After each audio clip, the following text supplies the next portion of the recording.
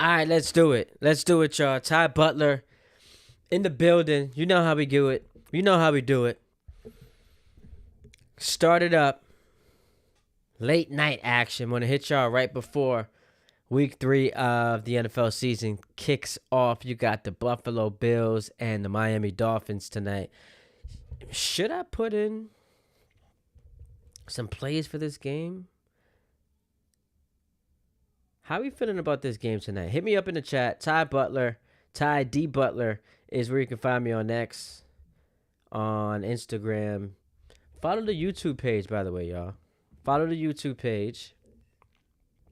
The Ty Butler Show. Hit me up in the chat. I want to wait for some people to hop on in here before we get it started. I see the numbers going up. So let's wait for some people to hop in here. Hit the chat up, man. I want to talk to y'all. I want to talk to the people. See what you guys are thinking about a couple things. So if you want to go anywhere in the NFL, let's do it. I specifically want to target the Giants at home, Sunday Night Football against the Kansas City Chiefs. And what a massive game this is for both teams. Now, locally, the story, however it goes, is going to be about the Giants. They fall to 0-3, season's cooked. Nothing much to talk about as far as them possibly making the playoffs. Not that we were discussing that at all ahead of this game, but I mean, they were 25 seconds away from being 1-1, and this being 1,000 more times interesting. But 0-3, your season's over. We just begin the countdown until Jackson Dart makes his debut as the starter. We saw him come into the game last week against the Cowboys for a couple of plays, but that was just, packages they had drawn up for him. We are looking at what that window of opportunity is for him to come in and not save their season, but give their owner a good look at why the brass should be retained headed into next season. All right, so that'll be the local story. Nationally, the biggest story will be what happens with Kansas City. If the Chiefs win this game on Sunday night, even though it's against the Giants, it'll be like, all right, now you're 1-2. Then you're a week away from playing the Baltimore Ravens, and they seem to handle the Ravens pretty well during, I was going to say during the regular season, but they beat them in the playoffs a couple years ago in the AFC Championship game too. So you'd be one win away from steadying the ship, because you're 2-2 when you play Jacksonville, Detroit. It's like, all right, maybe Kansas City, we wrote them off too quickly. But what if the Chiefs lose this game? I started toying with this idea earlier today. I was on my way to the barbershop, get a haircut.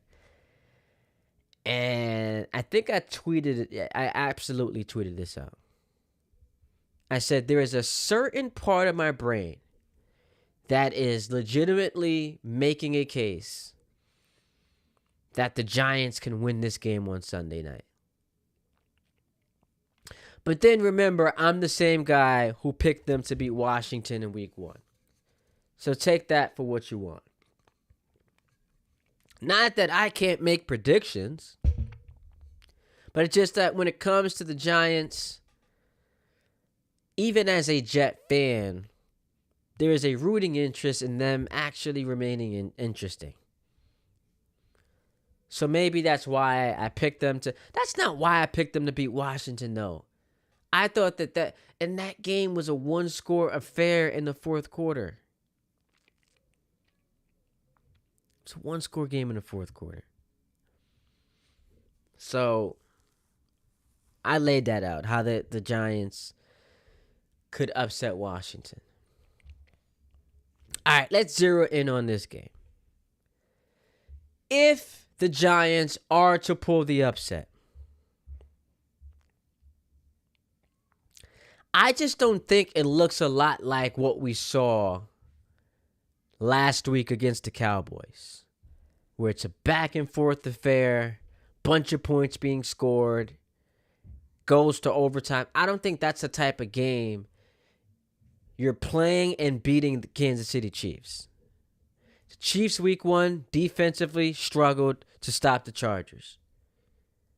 And they were still in that game. Justin Herbert, fantastic play to seal the deal. Last week, it was mistakes. Missed a field goal. Went for it on 4th and 1 in their own territory. Didn't pick it up. The Travis Kelce, I don't know what happened to him. His powers just have been taken away. And what should have been a touchdown turns into later a touchdown for the Eagles. And that's the story of that game. 3 critical mistakes for Kansas City. And now they're 0-2.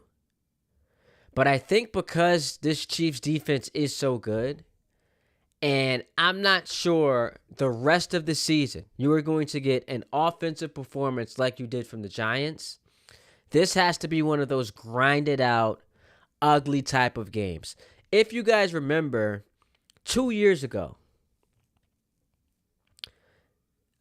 this was in MetLife, right? The Chiefs, I want to say this was in MetLife when they played that Jets game, and it ended on a controversial penalty that benefited the Chiefs, shockingly.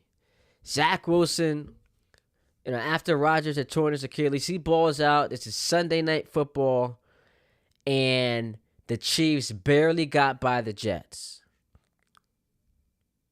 There were some penalties that went against the Jets, but, Zach Wilson also had despite a spectacular performance, had a crucial turnover, fumbled the ball, and that's what really did the Jets in. I think this has to be that type of game for the Chiefs and for the Giants, I should say. Because all of a sudden, you know who showed up on the injury report today? That would be Patrick Mahomes.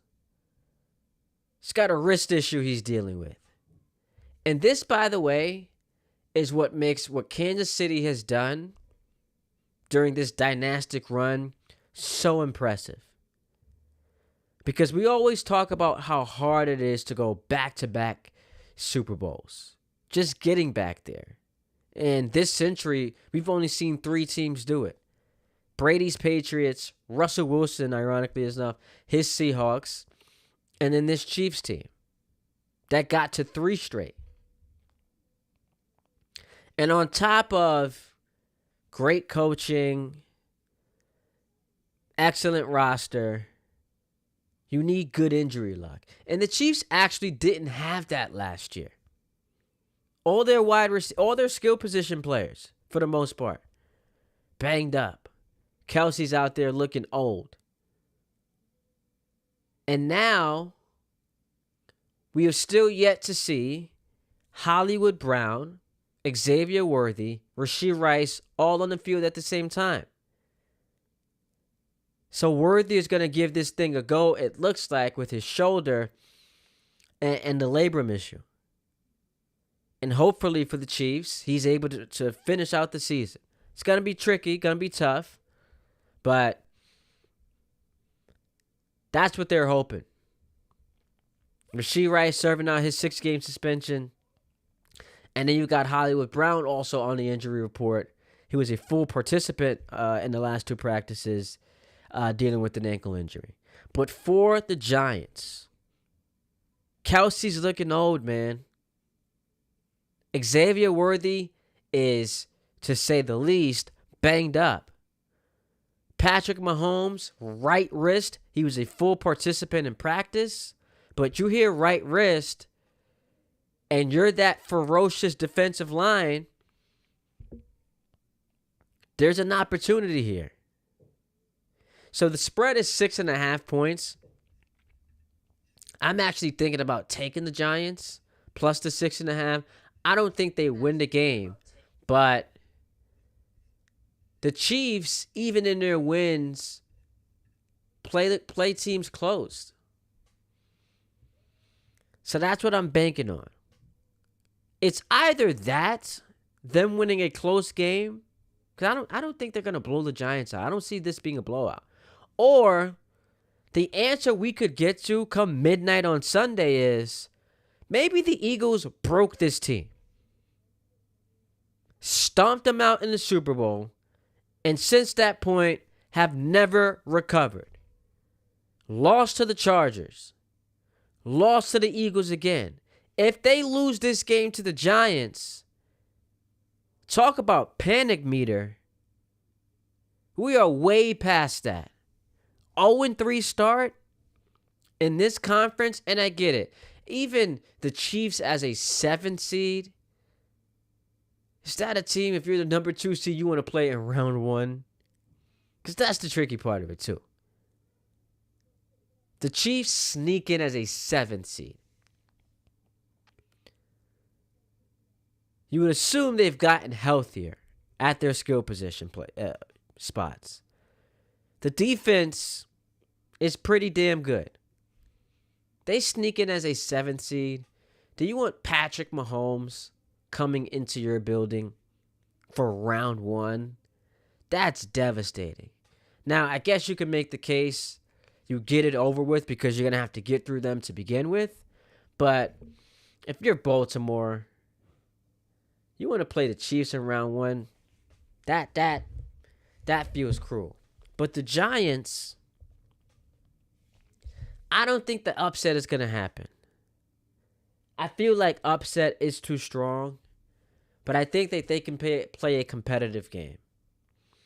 I was very encouraged from what I saw from them offensively last week. Now, maybe the answer is just that the Cowboys on defense stink, but we know Malik Neighbors is special. He's always open. The moment he's on the field, he's open. And Wan'Dale Robinson, I mean, must be nice to have a number 2 receiver. I'm a Jet fan. So the Chiefs' defense last week, I thought, was sensational against Philly.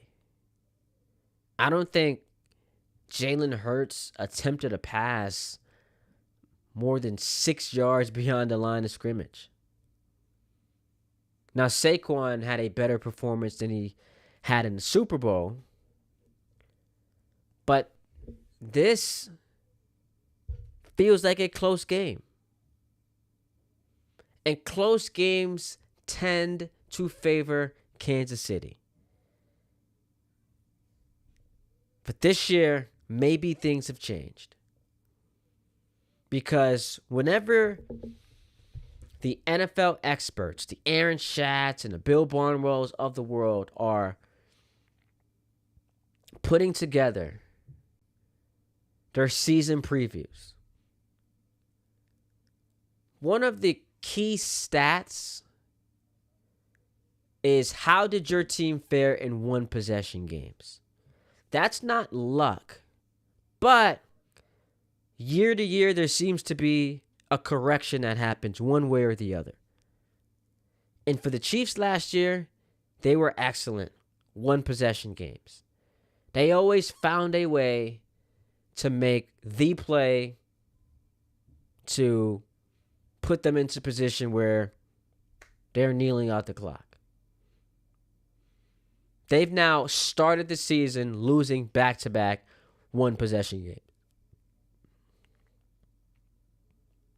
So maybe it's different. Maybe this season things have changed for Kansas City. And here's where the Giants can capitalize. The Giants being, like the Chiefs, a desperate team. But the Giants, coming off of an offensive performance that was so explosive, you feel encouraged by it. Again, I don't know that you're ever duplicating what we saw. Russell Wilson, a career high in passing yards. But if they could have a fraction of that success this week against a really good Chiefs defense, then they're in the game. They're at home. desperation, too many penalties for Dable's liking. That's what just annihilated them last week. Because you get 450 yards and 3 touchdowns from Russell Wilson. But penalty after penalty after penalty. I think they ended up with 16 penalties. Another thing going for the Giants, it's only one team the Chiefs have never beaten on the road. That would be the New York Giants. Kansas City has lost 3 straight games. Patrick Mahomes has lost 3 straight games for the first time since he was at Texas Tech back in 2016. So this is unfamiliar territory for KC. And he talked about this week, this is an opportunity for them to prove what they're made of. And you hear all of that. But we saw Tom Brady go a decade without winning a championship. We've seen all-time great quarterbacks have those lulls in their careers. So it's not like it would be unprecedented for this to be the season from hell for the Chiefs, where too many injuries were amassed. Their best player on offense, Travis Kelce, showed his age, and it was about time for him to retire. And all of those one-score victories that went their way last year, there was a correction this time around. So, can the Giants pull off the upset? They absolutely can. I don't think it's going to happen. I do think this is going to be a competitive game between both these teams, where it comes down to the wire.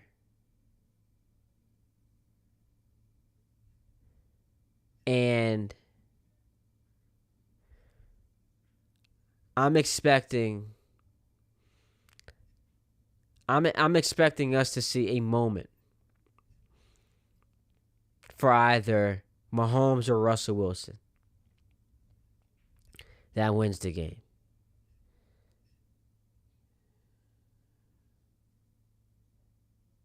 Hit me up in the chat. I want to talk to the people. Where y'all at? I want to talk to the people. Where y'all at?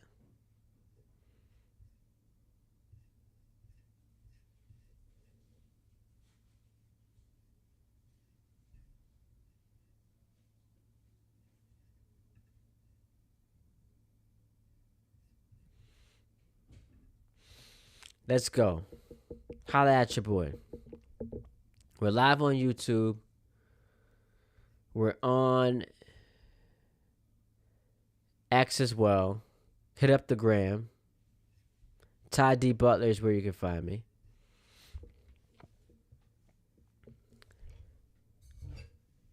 Let's go. About 20 minutes shy of Thursday Night Football, Bills and Dolphins. Now, there was a report that came out just now. I want to assign proper attribution. So let me pull it up here. Ian Rappaport says that Stephen Ross, who is the owner of the Dolphins, plans to be patient despite a slow start for the team and Coach Mike McDaniel. Because coming into this, a lot of the smoke was, let's just say Miami gets blasted tonight. Could the report tomorrow we wake up to be that of Mike McDaniel being fired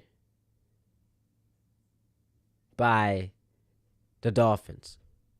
Because this has been a disastrous season. A disastrous season. I mean, lost to, what was it, Indianapolis.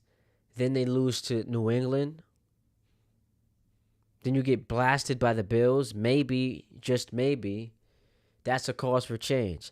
I don't think that it makes sense, and we went through this with the Jets last year, to fire a coach this early into the season, because what that tells me is you should have just fired him last offseason, got ahead of it. Like, if you're giving someone a 3-game stretch and saying prove yourself, that's unfair.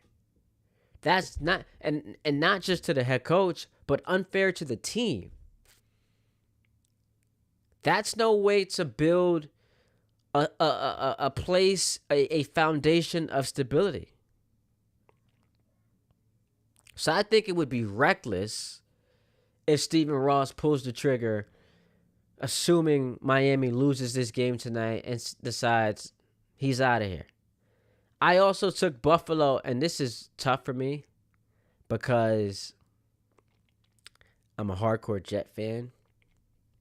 In every game the Bills play, I root for them to lose. Just being honest. I took the Bills in a survivor pool in all my leagues. I'm in 3 survivor pool leagues. Took the Bills. So for the first time, and God knows how long, I'm actually rooting for the Buffalo Bills tonight. Which is wild. And I guess the smart move for me, tell me how you think about this. Isn't the smart play to then bet against them? Head to FanDuel right now and bet against them. Just to hedge. And not even a money line bet. Just take the Miami with the points. I think it's 12.5. I think that's the smart play. I gotta see what type of, because I don't want to just bet it straight up. I'm gonna run some parlays. I gotta see what type of action I can get on some yards and touchdowns. I do think Buffalo, like, this is one of those games where they go up big early and they take their foot off the gas pedal, and maybe late there's some window dressing, and Miami's able to cover the spread. But I just need Buffalo to win outright. Took them in the survivor pool.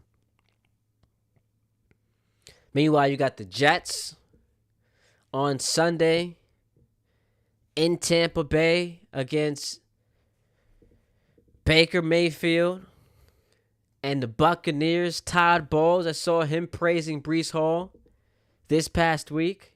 Tyrod Taylor, how about Tyrod getting his first start for the New York Jets? And it's sad because there aren't going to be too many Jet fans out there who feel like there is this like significant downgrade going from Fields to Tyrod. That's the sad part. You're like, I don't think that there's too much of a downgrade going from Tyrod to from Fields to Tyrod. That's sad, considering, like, remember where we were just 10 days ago. Just 10 days ago. How excited folks were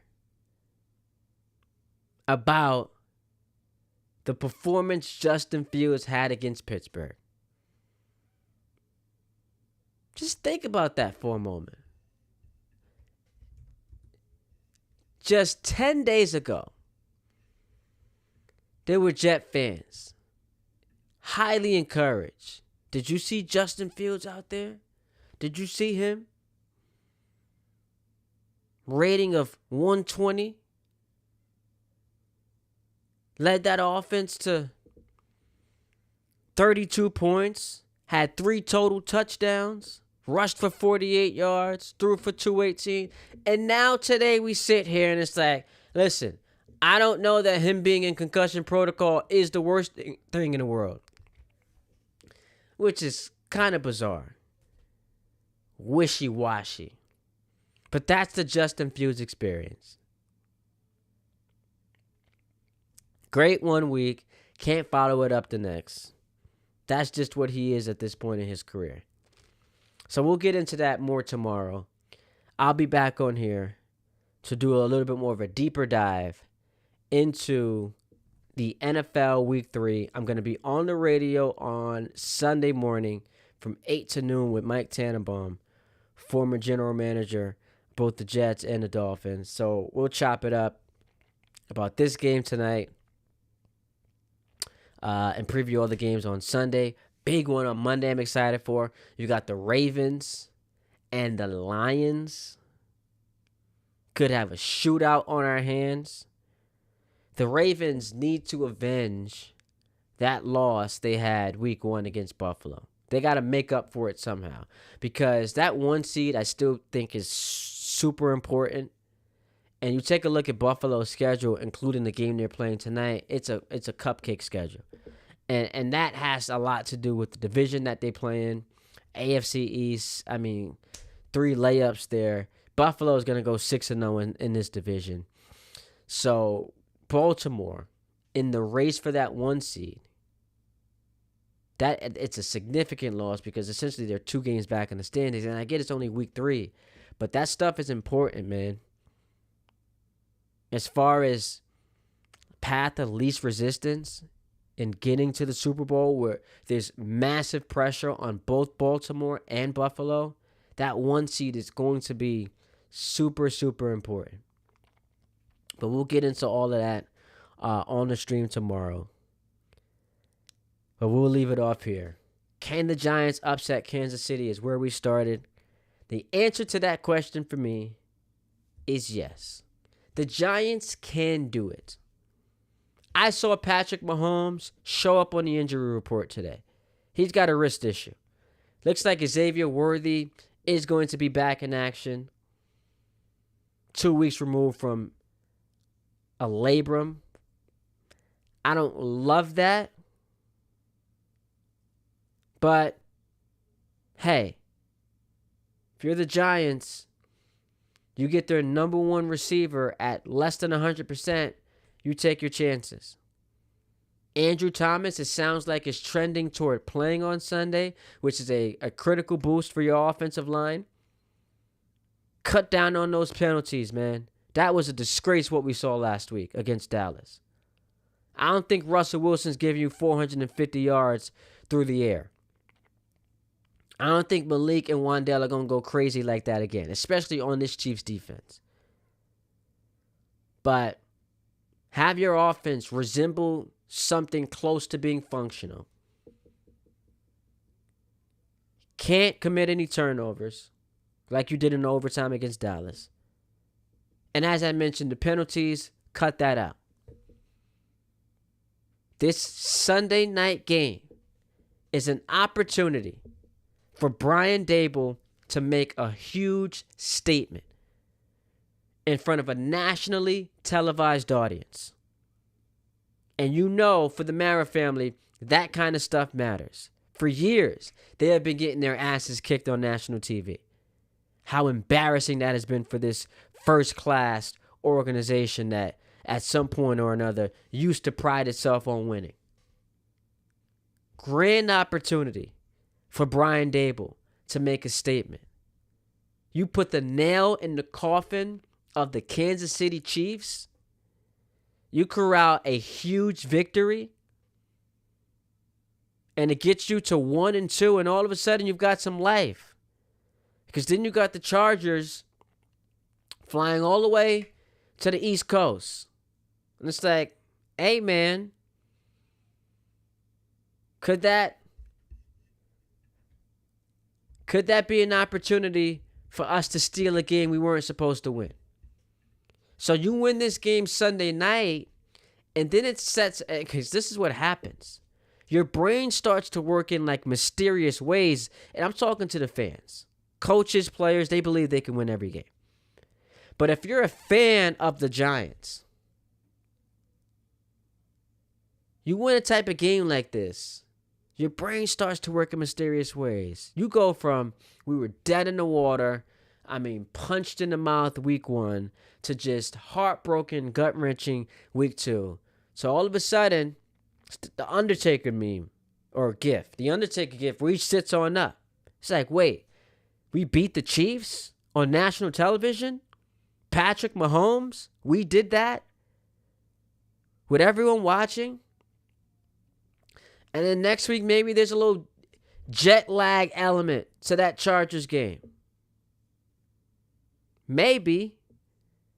And then you've got the Saints coming up after that. So again, I don't want to get too ahead of myself. The point that I'm making is that the Giants can absolutely win this game. I'm not picking them. I'll take them plus 6.5. They can absolutely win this game. And just like that, the tenor, the tone of your season completely changes. Just like that. The tone of your season completely changes with one win. And the bigger story locally will be the Giants. For that reason I just mentioned. How you went from comatose, time of death, week 2, to all of a sudden, could we actually be semi-relevant? Because then you could talk yourself into should have won week 2, did win week 3, got a chance to win week 4.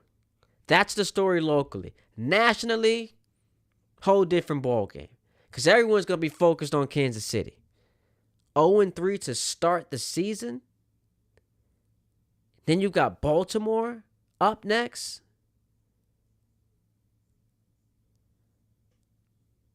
So I'm excited for this game. And we'll get more into it tomorrow morning. Ty Butler, that's where y'all can find me. Instagram, on X. Hit me on the YouTube channel, Ty Butler. Make sure you subscribe to that. He will continue to put out content here on the Ty Butler Show. Enjoy the game tonight, everyone. Talk to y'all soon.